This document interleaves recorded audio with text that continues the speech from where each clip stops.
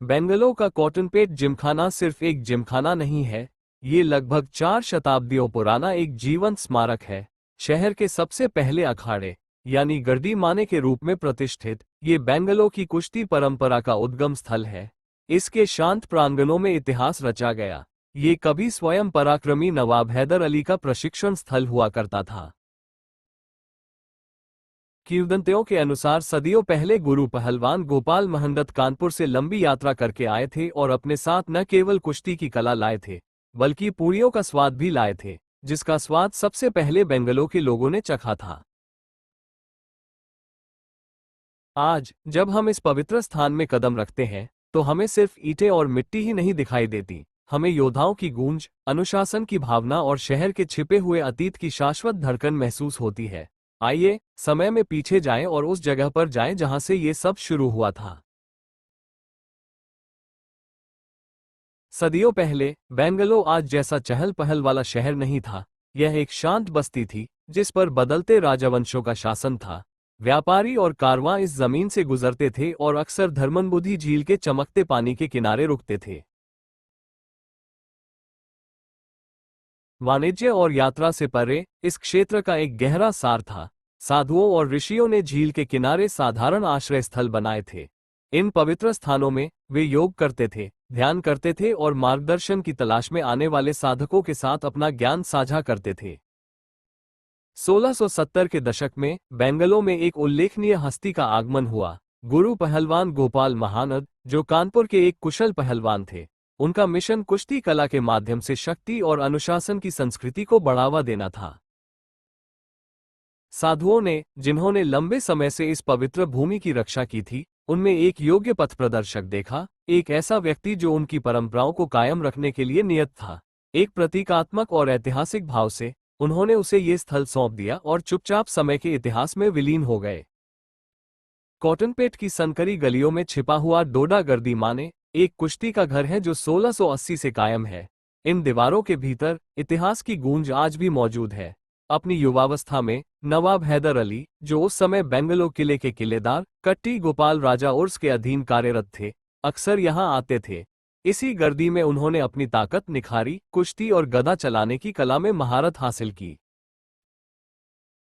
ये गुरु पहलवान गोपाल महंदत ही थे जिन्होंने पहली बार बंगलौर के लोगों के लिए साधारण पूरी को लाया, जो उनकी संस्कृति का उतना ही हिस्सा बन गया जितना कि उनके द्वारा सिखाई गई कुश्ती। आंगन में कदम रखते ही बाहर की दुनिया मानो धुंधली पड़ जाती है। पीपल और अंजीर के पुराने पेड़ों की छाया में मानो समय ठहर सा गया हो। हवा शांत है, फिर भी आवेशित है, अनुशासन से, भक्ति से, पीढ़ियों की शांत शक्ति से। एक दीवार पर हनुमान जी का एक विशाल भित्तिचित्र। हर पहलवान अपना अभ्यास शुरू करने के लिए पवित्र धरती पर कदम रखने से पहले प्रार्थना में झुकता है। अखाड़े के अंदर साज सज्जा सादी लेकिन आकर्षक थी। एक तरफ लोहे के भारी बाट साफ सुथरी पंक्तियों में रखे हुए थे, दूसरी तरफ जमीन पवित्र मिट्टी से ढकी हुई थी। लेकिन ये कोई साधारण मिट्टी नहीं थी। ये लाल मिट्टी, हल्दी, घी, अरंडी के तेल, नीम के तेल और मूंगफली के तेल का एक शक्तिशाली मिश्रण था।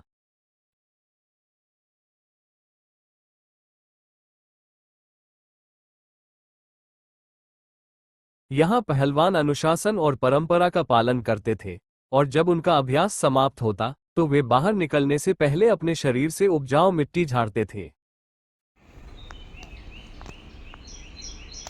पुरुषोत्तम गर्दी माने के प्रभारी है। गर्दी में आने वालों की संख्या कम हो गई है। लोग आमतौर पर सुबह आते हैं, झाड़ू लगाते हैं, शरीर पर तेल लगाते हैं और अभ्यास शुरू करते हैं। शुरुआती लोगों के लिए कुदाल से गड्ढे के एक तरफ से दूसरी तरफ मिट्टी हिलाना ही पर्याप्त व्यायाम है। पुराने अखाड़ों में परंपरा का सिर्फ पालन ही नहीं किया जाता था, बल्कि उसका आदर भी किया जाता था।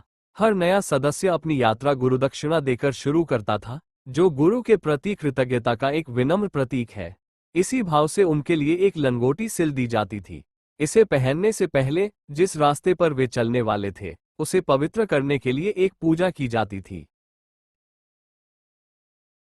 उस जमाने में कुश्ती सिर्फ एक खेल से कहीं बढ़कर थी, यह जिंदगी जीने का एक तरीका था। हालांकि आज इस खेल ने अपनी जगह काफी हद तक खो दी है। पेटा जो कभी अखाड़ों और कुश्ती की भावना से जीवंत था, अब एक चहल पहल वाले व्यावसायिक केंद्र में तब्दील हो चुका है। जो परिवार कभी यहाँ रहते थे, वे अब यहाँ से जा चुके हैं, लेकिन परंपराओं का आकर्षण अभी भी बरकरार है। जो लोग यहाँ से चले गए थे, उनमें से कुछ अब भी अपने बच्चों को वापस भेजते हैं, ताकि सदियों पुराने रीति रिवाज, भले ही लुप्त हो रहे हों, अखाड़े की पवित्र धरती में जीवित रहें। एक बार गर्दी के अंदर प्रतिद्वंद्विता भयंकर लड़ाई में बदल गई। शांति बहाल करने के लिए पेटा प्रमुख ने पास में ही एक और अखाड़ा बनवाया। इस प्रकार चिक्का गर्दी माने का जन्म हुआ, जबकि मूल अखाड़ा डोड्डा गर्दी के नाम से जाना जाता था। समय के साथ डोड्डा गर्दी का अस्तित्व बना रहा। 1680, 1927, 1975 और फिर 2017 में इसका पुनर्निर्माण और नवीनीकरण हुआ। आज भी जिम को अक्सर मसाज सेंटर, ऑर्थोपेडिक क्लिनिक और फिजियोथेरेपी केंद्रों से जोड़ा जाता है। हालांकि पेटा के मूल में इस परंपरा की एक अनूठी कहानी है, जो उस्ताद कायिंगडी पप्पन्ना के जीवन में निहित है। पाप अन्ना एक प्रसिद्ध पहलवान और वैद्य थे, जो माइसोर वोडेयारो के फिजियोथेरेपिस्ट के रूप में कार्यरत थे। उनकी प्रसिद्धि अखाड़े से परे भी फैली हुई थी। वे अपनी कुशल मालिश, उपचारात्मक तेलों और घायलों को ठीक करने वाली अस्थि स्थापन तकनीकों के लिए प्रसिद्ध थे। 1860 में उन्होंने पेटा में एक अस्थि स्थापन और मालिश केंद्र की स्थापना की, जहां फ्रैक्चर और मोच से पीड़ित पहलवान उनकी विशेषज्ञता और आयुर्वेद की शक्ति पर भरोसा करते हुए कतार में खड़े होते थे। बाद भी उनका नाम आज भी गूंजता है।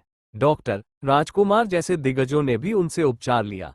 आज भी उनकी स्मृति एक चिकित्सक और परंपरा के संरक्षक के रूप में बनी हुई है। उनके परिवार ने उनके कौशल और प्रथाओं को आगे बढ़ाया है। फिर भी इस समृद्ध विरासत के बीच सावधानी से चलना जरूरी है। उनकी विरासत से मिलते जुलते हर केंद्र में कायिंगडी पाप अन्ना जैसी बुद्धिमत्ता या प्रामाणिकता नहीं होती। आगामी एपिसोड में हम बेंगलोर के समृद्ध जीवंत इतिहास की पड़ताल करेंगे, जिसमें पेटा और शिवाजी नगर की सदियों पुरानी अखाड़ों पर ध्यान केंद्रित किया जाएगा। हम इस बात पर गहराई से विचार करेंगे कि कैसे वोडेयार राजाओं के संरक्षण में गर्दी संस्कृति फली फूली और माइसोर में भव्य विजयादशमी समारोहों के दौरान फलती फूलती रही। सबसे दिलचस्प कहानियों में से एक है बेंगलोर कारगाह और गर्दी के बीच का गहरा प्रतीकात्मक संबंध, एक ऐसा बंधन जो कहानियों से भरा है। यह अन्वेषण केवल इतिहास से आगे जाता है।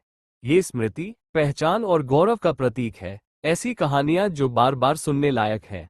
पुनर्खोज की इस यात्रा में हमारे साथ जुड़ें, सदस्यता लें और हमारे साथ उन भूली बिसरी गलियों में चलें जहां गरड़ियों की गूंज आज भी गूंजती है।